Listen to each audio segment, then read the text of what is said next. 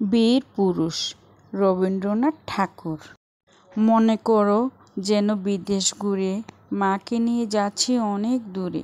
তুমি যাচ্ছ পালকিতে মা চড়ে, দরজা দুটো একটুকু ফাঁক করে। আমি যাচ্ছি রাঙা ঘোড়ার পরে, টগবগিয়ে তোমার পাশে পাশে। রাস্তা থেকে ঘোড়ার খুঁড়ে খুঁড়ে রাঙা ধুলোয় মেঘ উড়িয়ে আসে। সন্ধে হলো, সূর্য নামে পাঠে, এলাম যেন জোড়া দিঘির মাঠে। ধুধু করে যেদিক পানে চাই, কোনোখানে জনমানব নাই।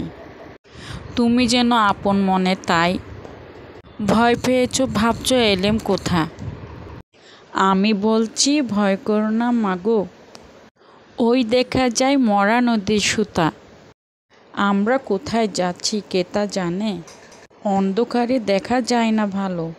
তুমি যেন বললে আমায় ডেকে, দিঘির ধারে ওই যে কিসের আলো।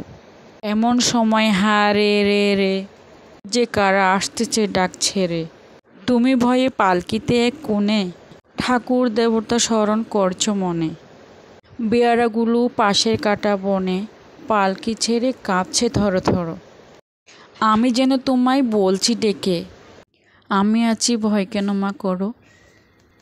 তুমি বললে যাস নে খোকা ওরে, আমি বলি দেখো না চুপ করে। ছুটিয়ে ঘোড়া গেলেম তাদের মাঝে, ঢাল তলোয়ার ঝনঝনিয়ে বাজে। কি ভয়ানক লড়াই হলো মাঝে, শুনে তোমার গায়ে দেবে কাটা।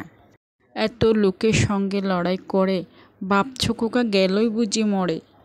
আমি তখন রক্ত মেখে ঘেমে, বলছি এসে লড়াই গেছে থেমে।